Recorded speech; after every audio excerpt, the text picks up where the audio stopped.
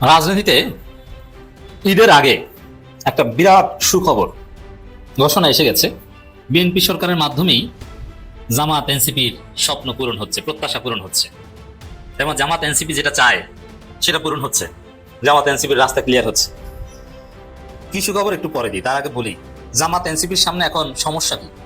সমস্যা হচ্ছে সাদাবাস, মাদক ব্যবসায়ীরা। কারণ এই যে দেশের বিভিন্ন জায়গায় জামাত এনসিপির লোকদের ডিস্টার্ব করে, হুমকি দামকি দেয়। কারা দেয়? বিএনপির যারা চাঁদাবাজ তারা। সাবেক পরিবেশ ও বন উপদেষ্টা রেজওয়ানা হাসানের পরে এবার বিএনপির পক্ষ থেকেও স্বীকার করা হলো যে বিগত ত্রয়োদশ জাতীয় সংসদ নির্বাচনে ব্যাপকভাবে ইলেকশন ইঞ্জিনিয়ারিং হয়েছে। হ্যাঁ, এটি সত্য। সর্বশেষ ঢাকা 16 আসনে বিএনপি নেতা আমিনুল হক, যিনি নির্বাচনে বিজয়ী না হয়েও টেকনোক্রেট কোটায় ক্রিয়া প্রতিমন্ত্রী হয়েছেন, তিনি সর্বশেষ স্বীকার করে নিলেন যে এই নির্বাচনে ব্যাপকভাবে কারচুপি হয়েছে, ইলেকশন ইঞ্জিনিয়ারিং হয়েছে। অবশেষে ইনকিলাব মঞ্চের আহ্বায়ক ওসমান হাদি হত্যার প্রধান আসামি ফয়সাল করিম মাসুদ ও তার সহযোগী আলমগীর হোসেনকে ভারতের পশ্চিমবঙ্গ পুলিশের স্পেশাল টাস্ক ফোর্স গ্রেপ্তার করেছে বলে আমরা জানতে পারলাম। আমরা যদি দ্য ক্যাম্পাস পত্রিকার খবরে দেখি, সেখানে বলা হয়েছে যে শনিবার রাতে পশ্চিমবঙ্গের উত্তর 24 পরগনা জেলার বনগাঁ থেকে তাদেরকে গ্রেপ্তার করা হয়। এএসটিএফ জানায়, মানে স্পেশাল টাস্ক ফোর্স জানায় যে গোপন ও বিশ্বাসযোগ্য তথ্যের ভিত্তিতে জানা যায় বাংলাদেশে চাঁদাবাজি ও হত্যাকাণ্ড সহ গুরুতর অপরাধ সংগঠনের পর দুই বাংলাদেশি নাগরিক দেশ ছেড়ে অবৈধভাবে ভারতে প্রবেশ করেছেন। বিএনপির যারা মাদক ব্যবসায়ী তারা, কিন্তু অরিজিনাল ভদ্র বিএনপি, তাদের সাথে জামাতের কোনো বিরোধ নেই। সেন্ট্রাল বিএনপির আচরণ কি সেটা তো দেখছেন, যে মির্জা আব্বাসকে আচ্ছা মতো গালাগালি করলো মামলা করা যাবে না, বরং যে মামলা করবে তাকে আরো বিএনপি শোকজ করবে। হিসাবটা বুঝছেন খেলাটা কোন জায়গায়? এর মানে ওভারঅল বিএনপির সাথে জামাতের নানান বিষয়ে বিরোধী দল এটা থাকবে, কিন্তু কনফ্লিক্ট মারামারি এটা হওয়ার কথা না। আর যতটুকু হয় এটা হয় স্যাঁচরা চাঁদাবাজদের সাথে। এবং হ্যাঁ, তারা অনেকে পদধারী, কিন্তু চাঁদাবাজদের রাজনীতি ছুটে যাবে। জামাত এনসিপি, আমি নিজে এই প্রস্তাব অনেকবার করেছি ব্যক্তিগতভাবে। যখন বিএনপির মন্ত্রীদের সাথে বা সিনিয়রদের সাথে কথা বলি, তখনও বলি যে আপনাদের ভালোর জন্য, আপনারা যাতে 5 বছর টিকে থাকতে পারেন, আপনাদের বিরুদ্ধে আমাদের যাতে রাজপথে নামতে না হয়, এজন্য আপনারা অপারেশন ক্লিন হার্ট টাইপের একটা অপারেশন চালান। তাহলে জামাত এনসিপি আপনাদেরকে আরো ভালোভাবে কোঅপারেট করবে এবং দেশ স্থিতিশীল হবে, মানুষ আপনাদের উপর স্বস্তি রাখবে। নইলে যেভাবে চাঁদাবাজি চলছে এবং মন্ত্রীরা যেভাবে চাঁদাবাজির বৈধতা দিচ্ছে, এতে অবস্থা খারাপ হয়ে যাবে। আপনাদের নিজেদের কারণে নিজেদের পতন হবে। এখন বিএনপি টনক নড়েছে। দর্শক, খবর 3 মাসের মধ্যেই অপারেশন ক্লিন হার্ট অভিযান, পরিবেশ মন্ত্রী। মজা না? এর মানে সেই আবার অপারেশন ক্লিন হার্ট। এখন কি হবে?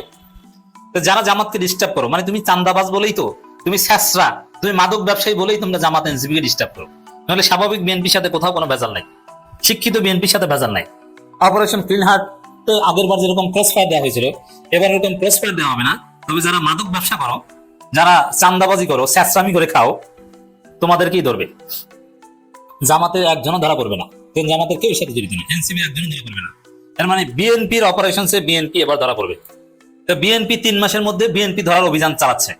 খালেদা জিয়া এই কাজটা করেছিলেন লিমিটেড এক্সটেন্টে, কারণ খালেদা জিয়া যে অপারেশন চালিয়েছিলেন, অপারেশন ক্লিন হার্ট, যে ক্রস ফায়ারের ঘটনা, তাতে বিএনপির অনেকে ক্রস ফায়ারের মুখোমুখি হয়েছে।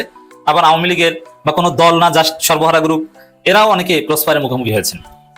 কিন্তু এবার শুধু বিএনপি ধরা পড়বে। এই যে অপারেশন ক্লিন হার্ট আসছে, অপারেশন ক্লিন হার্ট 2 বা এরকম একটা নাম দিবে, যেটা বিএনপি ভিতরে ভিতরে সিদ্ধান্ত নিয়েছে, আনুষ্ঠানিক প্রকাশ করেনি, কিন্তু পরিবেশ মন্ত্রী বলে দিলেন। অতএব বিএনপি যারা স্যাঁচরামি করো, যারা প্রতিপক্ষকে হুমকি ধামকি দাও, সোজা হয়ে যাও, তোমাদের পুলিশ তোমাদেরকে ধরে পিটাবে। বিএনপি বাঁচার জন্য এটা করবে, তোমাদের অন্য গ্রুপই তোমাদেরকে ধরিয়ে দিবে। সরকার 2-3 মাসের মধ্যেই অপারেশন ক্লিন হার্টের মতো একটি অভিযান চালাবে বলে জানিয়েছেন পরিবেশ, বন ও জলবায়ু পরিবর্তন মন্ত্রী আব্দুল আউয়াল মিন্টু। 2-3 মাসের মধ্যে, বেশি দিন লাগবে না। মানে ঈদটা যাক, ঈদের পরেই নড়ে চড়ে বসবে। জাস্ট দায়িত্ব নিয়েছে, সব ঠিকঠাক, আগে বিএনপির মতো করে প্রশাসন সাজাক, ওসি, ডিসি, এসপি সব তাদের মতো করে যখন সাজানো হয়ে যাবে, র্যাব ট্যাব, সেনাবাহিনীতে আরো কিছু রদবদল, তারপরেই অপারেশন ক্লিন হার্টটা চালাবে। অসাধারণ, এটা বিরাট সুখবর, জামাত এনসিপির জন্য স্বস্তির খবর।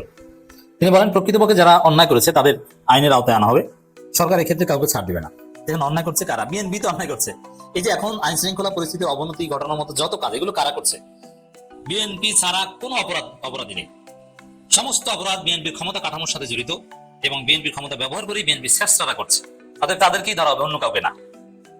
তা আমরা যে এই চাঁদাবাজ অমুক তমুকের বিরুদ্ধে কথা বলি, বিএনপির অনেকে একটু মনক্ষুণ্ণ হন। আরে ভাই, এখন তো বিএনপি সরকারই তাদেরকে ধরতে যাচ্ছে, আমাদের উপর মনক্ষুণ্ণ হন কেন? আমরা যেটা বলছি সেটাই তো করছে। কারণ তারেক রহমান জানেন যে উল্টো পাল্টা করে দেশ চালানো যাবে না। পরিবেশ মন্ত্রী বলেন, মাদক সমাজের প্রধান সমস্যা। মাদকাসক্ত ও মাদক কারবারি কারা এটা সবার জানা, অভিযান চালিয়ে তাদের ধরা দরকার। এছাড়া কিশোরগঞ্জ প্রশ্ন সরকারের জিরো টলারেন্স নীতিতে রয়েছে, এর সঙ্গে যারা জড়িত তাদেরও ধরতে হবে। এখনকার কিশোর গ্যাং সব কোনো না কোনো বিএনপি নেতার ছত্রছায়ায় আছে। ঢাকায় যে কিশোর গ্যাং, ওগুলো সব বিএনপির ওয়ার্ড পর্যায়ের নেতাদের প্রশ্রয় আছে, এবং আওয়ামী লীগের সময় আওয়ামী লীগের নেতাদের, ছাত্রলীগ যুবলীগ নেতাদের প্রশ্রয় আছে, এখন যুবদল বিএনপি নেতাদের প্রশ্রয় আছে, স্বেচ্ছাসেবক দল নেতাদের প্রশ্রয় আছে।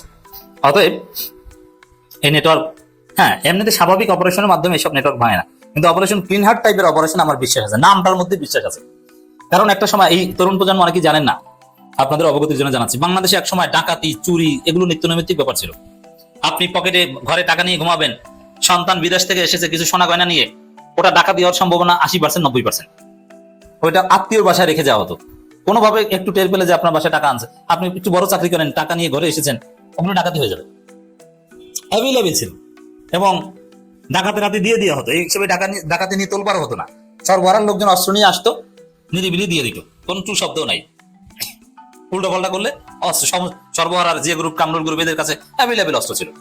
এটা আমার নিজের চোখে দেখা করে না যে কিভাবে তারা সন্ত্রাসের রাজত্ব কায়েম করেছিল বিএনপি আমলে। আমি নিজে একটা ঘটনা দেখেছি, একটু বলি। যে সরবরাহ একটা গ্রুপ একটা এলাকায় আশ্রয় নিয়েছে, আমার নিজের চোখে দেখা, অনেকদিন যাবত তাদেরকে অবজার্ভ করার সুযোগ হয়েছে। আমি যদি ছোট ছিলাম, কিন্তু স্পষ্ট মনে আছে, তারা লুঙ্গি পরে চলতো। তারা লুঙ্গির পেছনে গেঞ্জির ভিতরে সবসময় পিস্তল ঢুকিয়ে রাখতো, ক্যারামবোর্ড খেলতো, ক্যারামবোর্ডের উপরে পিস্তল রেখে ওপেনে খেলতো। বিএনপি সরকার আমল, এটা 2003 সাল, ওই সময়কার কথা। এবং যখন যার কাছ থেকে চাঁদা নিত, এবং এটা নিয়ে কোনো কিছু হতো না, বলতো জাস্ট 20,000 টাকা, 50,000 টাকা রেডি রাখবেন, বিশেষ করে হিন্দুদের কাছ থেকে বেশি নিত, তারা নিরিবিলি দিয়ে দিত। এবং তারা ওই এলাকায় থাকতো, এমন না যে রাতের আধারে, তারা দাওয়াত দিয়ে যেত যে আজকে ভাত রান্না করবেন, পোলাও রান্না করবেন, এবং ওই বাড়ির সুন্দরী নারী থাকে, তাদেরকে ভোগ করতে, খাওয়া দাওয়া করতে, এটা চলতো। আমি নিজে দেখা করি। একটা পর্যায়ে র্যাব তাদেরকে ক্রসফায়ার দিয়ে হত্যা করেছে। এরকম হাজারো সন্ত্রাসীকে র্যাব ক্রসফায়ার দিয়ে হত্যা করেছে, তারপরে মানুষ স্বস্তিতে ঘুমাতে পেরেছে। অপারেশন ক্লিন হার্ট আসলেই বাংলাদেশের কালচার, বাংলাদেশের গ্রামগঞ্জের নিরাপত্তা ব্যবস্থা একদম পরিবর্তন করে দিয়েছে। সেই অপারেশন ক্লিন হার্ট আবারও আসছে। এখনকার সেই আগের মতো তার সমস্যা নাই, তবে কিশোর গ্যাং এবং চান্দাবাজি, তিনটা সমস্যা, কিশোর গ্যাং, চান্দাবাজি আর মাদক, এই তিন সমস্যাকে অ্যাড্রেস করে বিএনপি অভিযান চালাবে সরকার। শহরে ফুটপাতের হকার প্রসঙ্গে বলেন, হকাররা চাঁদা ছাড়া বসে না, আগে চাঁদাবাজদের ধরতে হবে, চাঁদাবাজদের ধরবে। অতএব এটা সত্যি একটা অসাধারণ খবর।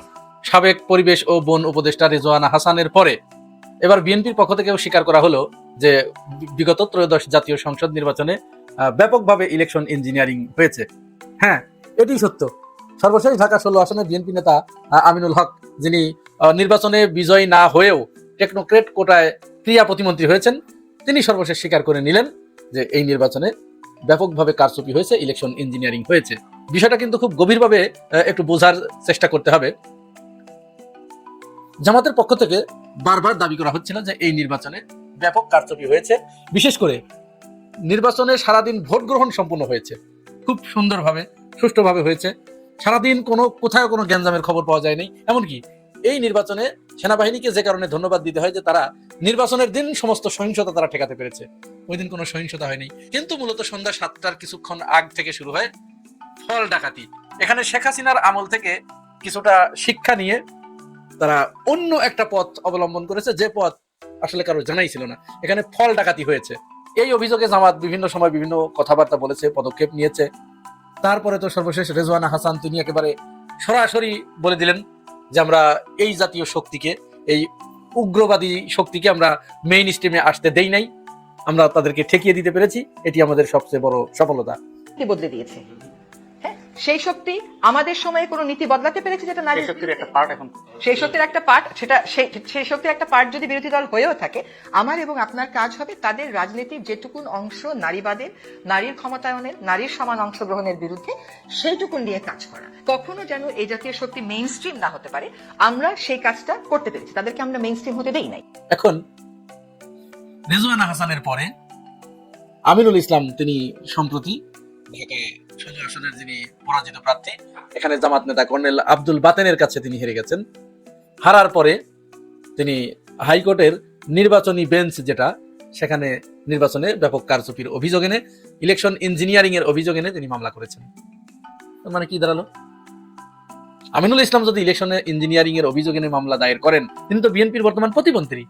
শুধু আমিনুল ইসলামই নয়, কিন্তু আমিনুল ইসলাম সহ আরো 8 জন তারা একইভাবে নির্বাচনে ইলেকশন ইঞ্জিনিয়ারিং এর অভিযোগ এনে মামলা দায়ের করেছে। এর ভিতরে আছে বাগেরহাট 2 আসনে, সেখানেও কিন্তু একইভাবে মামলা করা হয়েছে এবং ওই মামলায় হাইকোর্ট থেকে আদেশ দেওয়া হয়েছে যে সেখানে ওই ভোটগুলো, ব্যালট বাক্সগুলো হেফাজতে রাখার শুনানির জন্য দিন তারিখ ধার্য করা হয়েছে আগামী মে মাসে। যদিও এর ভিতরেই বাংলাদেশের সমস্ত মিডিয়াগুলো প্রায় তারা একতরফা প্রচারণা চালিয়েছে যে ওই কেন্দ্রের ভোট পুনঃগণনার নির্দেশ দিয়েছে হাইকোর্ট। আসলে এই খবরটি ছিল সম্পূর্ণ ভুয়া এবং মিথ্যা। তারা কিভাবে ভুয়া এবং মিথ্যা খবর পরিবেশন করে একবার চিন্তা করুন। এই যে বিএনপির পক্ষ থেকে এরকম কিন্তু মোট 8টা মামলা দায়ের করা হয়েছে, আর জামাতের পক্ষ থেকে করা হয়েছে কয়টা জানেন? 7টা। এটা একটা কম। এবার চিন্তা করুন তো, ক্রমাগত এই নির্বাচনকে, ইলেকশনকে ইঞ্জিনিয়ারিং যে করা হয়েছে, এই বিষয়ে কারা বেশি সোচ্চার? যদিও ডক্টর জাহেদ শুধু জামাতকেই চোখে দেখেন। দেখুন ডক্টর জাহেদ তিনি কি বলেছেন। তিনি বলেছেন দীর্ঘদিন পরে বাংলাদেশ একটা গণতান্ত্রিক প্রক্রিয়ার ভিতরে প্রবেশ করেছে এবং একটি নির্বাচন হয়েছে। এই নির্বাচনকে প্রশ্নবিদ্ধ করার জন্য ক্রমাগতভাবে জামাত ইসলাম তারা নির্বাচনকে প্রশ্নবিদ্ধ করার অপচেষ্টা চালাচ্ছে। এটি মুখ রক্ষার জন্য 1-2 বার বললে পরে সেটি ঠিক ছিল, কিন্তু ক্রমাগতভাবে যখন তারা বলছে এটি ক্রাইম এবং এই ক্রাইমের বিচার হওয়া উচিত। তাহলে জামাতকে উদ্দেশ্য করে জাহেদ যদি এই কথা বলতে পারে, তাহলে জামাত মামলা করেছে কয়টা? 7টা। বুঝেন কিন্তু ভালো করে। আর বিএনপি মামলা করেছে কয়টা? 8টা। তাহলে এগিয়ে কে? স্বীকার করছে কারা? বেশি সরব কারা? ডক্টর জাহেদরা সবসময় এরকমই। আসলে আমাদের বাংলাদেশের মিডিয়াগুলোই না, আসলে বাংলাদেশের মানুষের মগজটাই যেন কেমন হয়ে গেছে। আপনাদের আরেকটা বিষয় বলি, আজ থেকে বেশ কিছুদিন আগে 25 অথবা 27 সেপ্টেম্বর 2025 তারিখে জামাত নেতা আব্দুল্লাহ মোহাম্মদ তাহের একটি কথা বলেছিলেন যে জামাত ক্ষমতায় গেলে মুসলিম বিশ্বের জাকাত বাংলাদেশে আনা হবে। এরপরে ভাই বিএনপির যে সমস্ত বুদ্ধিজীবী আছে তারা যে জামাতের এই কথাকে নিয়ে, আব্দুল্লাহ মোহাম্মদ তাহেরের এই কথাগুলোকে নিয়ে কিরকম ট্রল করেছে, আমাদের মস্তিষ্ক অবশ্য খুব দুর্বল, আমরা মনে রাখতে পারি না, ভুলে যাই খুব সহজেই। একটু নেটে সার্চ দিয়ে দেখবেন ওই সময় কি ট্রলটা করেছে এই ডক্টর জাহেদরা, ফাহাম আব্দুল সালামরা, আরো অনেকেই এরকম পর্যন্ত বলে তারা গালিগালাজ করেছে জামাতকে, রাষ্ট্র কোনো খয়রাতি জিনিস না যে এটা জাকাত নিয়ে এসে আপনি রাষ্ট্র চালাবেন, এরকম কথা পর্যন্ত বলেছে। অথচ আজ প্রধানমন্ত্রী তারেক রহমান তিনি শায়েখ আহমদুল্লাহকে ডেকেছিলেন পরামর্শ করার জন্য কিভাবে জাকাত কালেকশন করা যায়, মুসলিম বিশ্বের জাকাত দেশে আনা যায় এবং এই জাকাত ম্যানেজমেন্ট আরো কিভাবে স্মুথলি করে দেশের অর্থনৈতিক অবস্থা উন্নতি করা যায়। শায়েখ আহমদুল্লাহ সেখানে গিয়েছেন, তিনি পরামর্শ দিয়েছেন এবং ধর্মমন্ত্রীকে প্রধান করে একটি কমিটি করে দেওয়া হয়েছে। সেই কমিটিতে আহমদুল্লাহকেও রাখা হয়েছে, তিনি প্রধানমন্ত্রীকে ধন্যবাদ দিয়েছেন। এটি অবশ্যই ভালো একটি উদ্যোগ, আমরাও প্রধানমন্ত্রী তারেক রহমানকে ধন্যবাদ জানাই এই জাতীয় উদ্যোগ গ্রহণ করার জন্য। কারণ জাকাতের অর্থ আসলে এটা হাজার হাজার কোটি টাকা, 1-2 টাকা নয়। এই টাকা দিয়ে বাংলাদেশে যে বেকার সমস্যা আছে এটি 5 বছরের ভিতরে উন্নতি করা সম্ভব। তাহলে দেখুন আজকে সমস্ত মিডিয়াগুলো, সমস্ত বুদ্ধিজীবীগুলো তারেক রহমানের প্রশংসায় পঞ্চমুখ হয়ে গেছে, পাগল হয়ে গেছে, ফেনা তুলে ফেলছে। আর ওই দিন তারা একই কথা কিন্তু আব্দুল্লাহ মোহাম্মদ তাহেরকে ট্রল করে যাচ্ছে তাই করে নাস্তা নাবুদ করে ছেড়েছে। এরকম দ্বিচরিত্র, দ্বিচারিতা যদি আমাদের ভিতরে থাকে, এরাই আবার আরেকজনকে মুনাফিক বলে। আমি বুঝি না এগুলো আসলে। প্রতিটা ক্ষেত্রে দেখছি ওয়াদা করে ওয়াদার বর খেলাপ করা। মুনাফিক কাকে বলে? আসলে যারা ওয়াদা করে ওয়াদার বর খেলাপ করে, যারা ওয়াদা দিয়ে ওয়াদা পালন করে না, প্রতিশ্রুতি রক্ষা করে না, তাদেরকে মুনাফিক বলে। তো জামাতকে প্রতিনিয়ত বাংলাদেশের এক শ্রেণীর তথাকথিত আলেম, যাদের কাছে দুর্নীতি কোনো সমস্যা না, যাদের কাছে চাঁদাবাজ কোনো সমস্যা না, যাদের কাছে শাপলা মেসাকার কোনো সমস্যা না, যাদের কাছে পিলখানা মেসাকার কোনো সমস্যা না, যাদের কাছে সুদ, ঘুষ, মদ, জুয়া, ধর্ষণ, খুন এগুলো কোনো সমস্যা না, তাদের একমাত্র সমস্যা জামাতের আকীদা।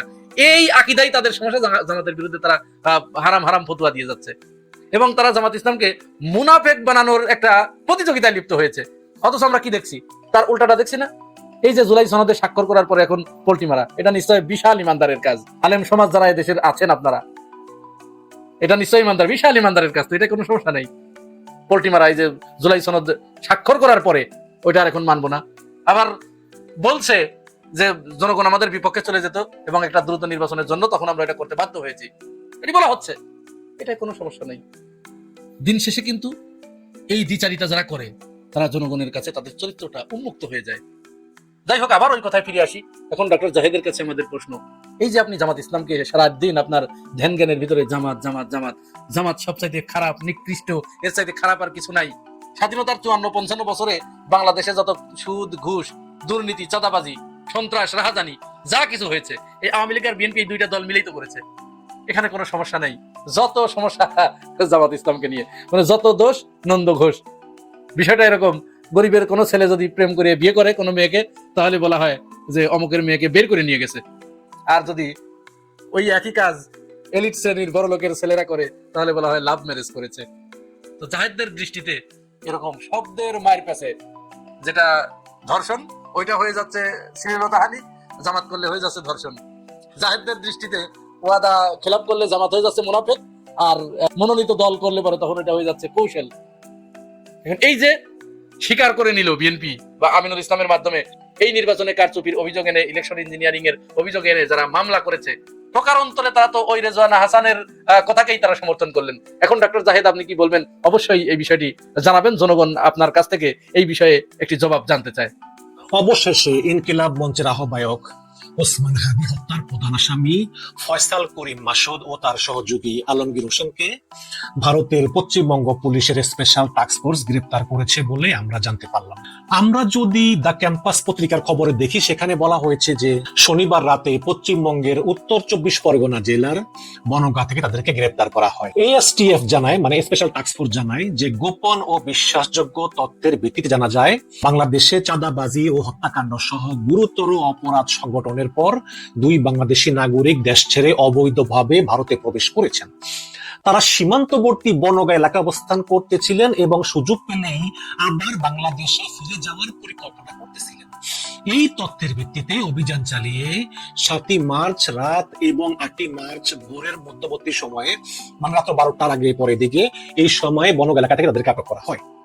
আটক ব্যক্তিরা হলেন 37 বছর বয়সী রাহুল ওরফে ফয়সাল করিম মাসুদ, যিনি বাংলাদেশের পটুয়াখালীর বাসিন্দা, এবং 34 বছর বয়সী আলমগীর হোসেন, তিনি ঢাকার বাসিন্দা। তো প্রাথমিক জিজ্ঞাসাবাদ করে জানা যায় যে রাহুল ওরফে ফয়সাল করিম মাসুদ এবং আলমগীর হোসেন বাংলাদেশে রাজনৈতিক কর্মী শরীফ ওসমান হাদি হত্যাকাণ্ডে জড়িত ছিলেন। হত্যাকাণ্ডের পর তারা পালিয়ে যান এবং মেঘালয় সীমান্ত দিয়ে অবৈধভাবে তারা ভারতে প্রবেশ করেন। পরে ভারতের বিভিন্ন স্থান ঘুরে পশ্চিমবঙ্গের বনগাঁ এলাকায় আসেন এবং সেখান থেকে আবার বাংলাদেশে ফিরে যাওয়ার পরিকল্পনা করতেছিলেন। হাদি হত্যার আসামি ফয়সালকে 14 দিনের রিমান্ডে নেওয়া হয়েছে। আপনারা জানেন যে গত বছরের 12 ডিসেম্বর রাজধানীর বিজয়নগর এলাকায় নির্বাচনী প্রচারণা চালাতে গিয়ে গুলিবিদ্ধ হন শরীফ ওসমান হাদি। এরপর সরকার তাকে উন্নত চিকিৎসার জন্য সিঙ্গাপুরে পাঠালে 17 ডিসেম্বর সিঙ্গাপুর জেনারেল হাসপাতালে চিকিৎসাধীন অবস্থায় হাদি মারা যান। হাদির মৃত্যুর খবর এলে জনতা উত্তেজিত হয়ে ওঠে এবং প্রথম আলো ডেইলি স্টার কার্যালয়ে আগুন ধরিয়ে দেওয়া হয়। তো দর্শক, ওসমান হাদি ছিলেন একজন সাহসী বিপ্লবী। তার খুনিদের গ্রেপ্তারের খবরে যার পর নাই আনন্দিত হয়েছি, কোনো সন্দেহ নাই, কিন্তু তারপরেও না কিছু প্রশ্ন থেকে যায়। যেমন পত্রিকার খবরে বলা হয়েছে যে হত্যাকাণ্ডের পর তারা পালিয়ে যান এবং মেঘালয় সীমান্ত দিয়ে অবৈধভাবে ভারতে প্রবেশ করেন। পরে ভারতের বিভিন্ন স্থান ঘুরে পশ্চিমবঙ্গের বনগাঁ এলাকায় আসেন এবং সেখান থেকে আবার বাংলাদেশে ফিরে যাওয়ার পরিকল্পনা তারা করতেছিলেন। তার মানে হচ্ছে যে তারা ভারত থেকে বাংলাদেশে ফেরার পরিকল্পনা করতেছিলেন। এখন আমার 1 নম্বর প্রশ্ন হচ্ছে যে তারা খুনের মামলার আসামি এবং তারা এও জানে যে বাংলাদেশে গেলেই তাদের বিচার হবে। এটা জেনেও তারা কেন পশ্চিমবঙ্গের বনগাঁ সীমান্তে এসেছিলেন?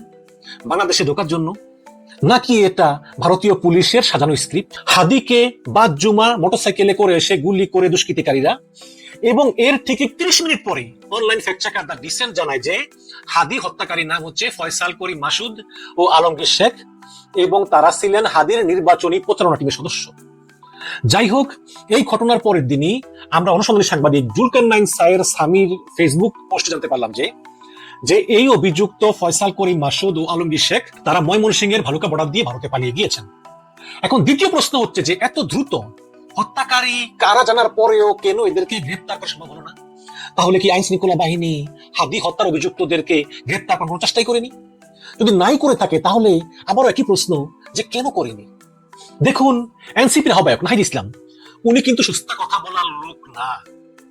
গত বছরের 22শে ডিসেম্বর তিনি প্রথম আলো এবং ডেইলি স্টারে মদ দ্বারা অগ্নিকাণ্ডের ঘটনার প্রতিবাদ স্বরূপ নিউজ পেপার ওনার্স অ্যাসোসিয়েশন, সংক্ষেপে নোয়াব নামে একটি সংগঠনের উদ্যোগে একটি প্রতিবাদ সভায় নাহিদ বলেন যে শরীফ ওসমান হাদী হত্যা এবং তার পরবর্তী ঘটনা পরিকল্পনা আগে থেকেই তৈরি করা হয়েছিল এবং যার সঙ্গে সরকারের অভ্যন্তরের কিছু অংশ যুক্ত ছিল। নাহিদ ইসলাম বলতেছেন, ও সাংঘাতিক কথা, তিনি একজন সরকারে ছিলেন।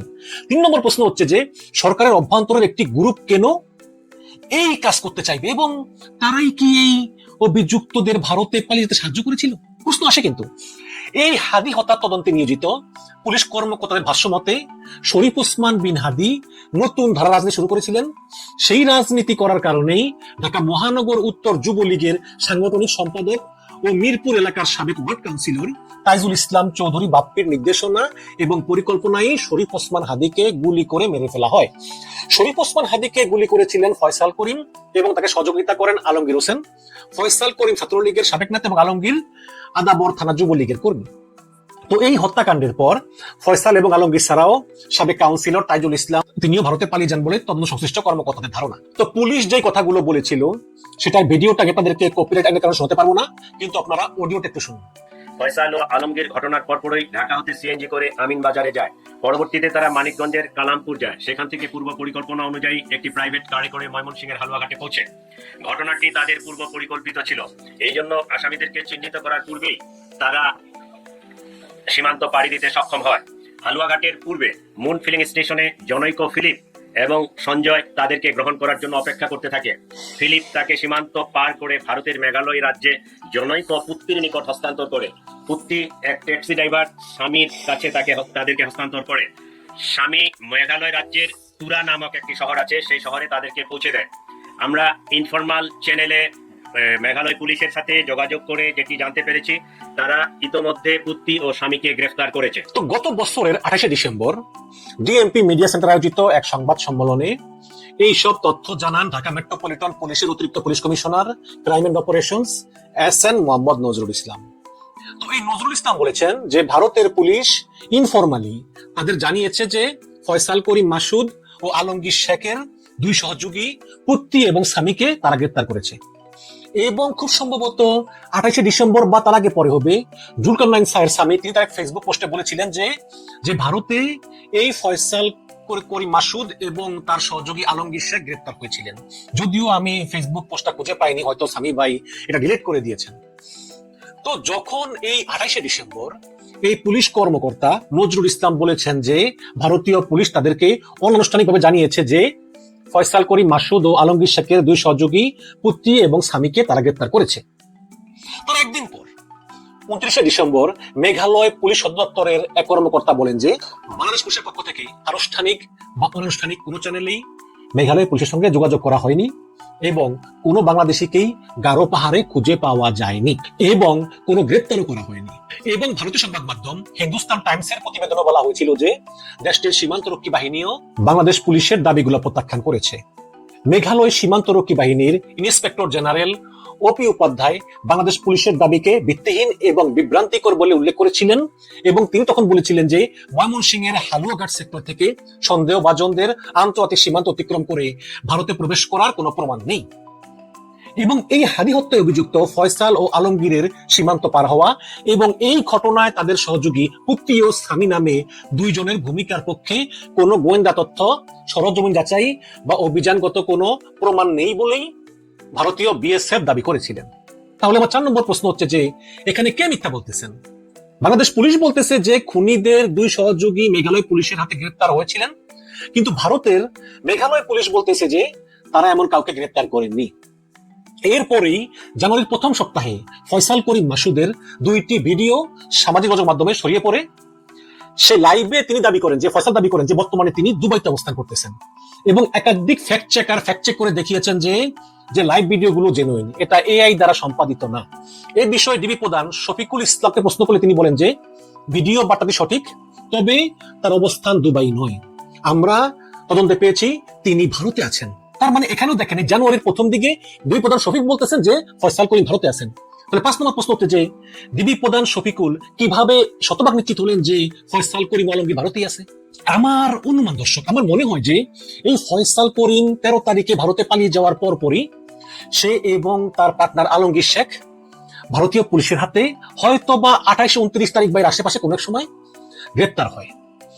তাহলে আমার 6 নম্বর প্রশ্ন হচ্ছে যে যদি গ্রেপ্তার হয়ে ভারতের কারাগারে থেকেই থাকে তাহলে ভারতীয় পুলিশ স্বীকার করলো না কেন যে ফয়সাল করিম কারাগারে? এখানে দুটি কারণ হতে পারে। 1 নম্বর কারণ হলো যেহেতু ইউনূস সরকারের সঙ্গে ভারত সরকারের সম্পর্ক খারাপ ছিল, তাই হয়তো ভারত বাংলাদেশে একটি নতুন সরকারের জন্য অপেক্ষা করতেছিল। দ্বিতীয় কারণটা হতে পারে যে হয়তো বা ফয়সাল করিমকে বাঁচানোর জন্য আওয়ামী লীগ প্রচুর পরিমাণে টাকা পয়সা বেড়েছে ভারতীয় পুলিশ বিভিন্ন ডিপার্টমেন্টে, হতে পারে। কিন্তু প্রশ্ন হচ্ছে যে তাহলে এখন কেন গ্রেপ্তার দেখানো হলো? দেখুন, আরটিভি এবং প্রথম আলোর খবরে বলা হয়েছে যে সম্প্রতি ডিজিএফআই এর মানে সামরিক গোয়েন্দা পরিদপ্তরের নবনিযুক্ত মহাপরিচালক মেজর জেনারেল কায়সার রশিদ চৌধুরী সম্প্রতি ভারত সফর করেন। আমি একটা ভিডিও বানিয়েছিলাম এই বিষয়ে। তো তিনি এ সময়ে ভারতীয় কর্তৃপক্ষকে হাদি হত্যা মামলার আসামি সহ সকল সন্ত্রাসীদেরকে আটক করে বাংলাদেশে ফেরত পাঠানোর জন্য চাপ দিয়েছিলেন। সেই প্রেক্ষাপটে ভারতীয় কর্তৃপক্ষ সুস্পষ্ট গোয়েন্দা তথ্যের ভিত্তিতে উক্ত 2 খুনের আসামিকে আজকে আটক করতে সক্ষম হয়। এছাড়াও বাংলাদেশের আহ্বানের প্রেক্ষিতে ভারতে বসে বাংলাদেশ বিরোধী প্রচারণাকারীদের বিরুদ্ধেও সাঁড়াশি অভিযান চালাবে বলে ভারতীয় কর্তৃপক্ষ নিশ্চয়তা দিয়েছে। এটা আমার বিশ্বাস হয় না। তাহলে তো আপনার ওই পলাতক আওয়ামী লীগের সবাইকে গ্রেপ্তার করতে হবে, সেটা কি ভারত করবে? আমার তো তা মনে হয় না। আমার আরেকটি প্রশ্ন হচ্ছে যে এতদিন ধরে ভারতীয় পুলিশ হাদি হত্যাকারী ফয়সাল করিম মাসুদকে খুঁজে পায় না, আলমগীর শেখকে খুঁজে পায় না, এমনকি তাদের ভারতে প্রবেশের কোনো প্রমাণও পায় না।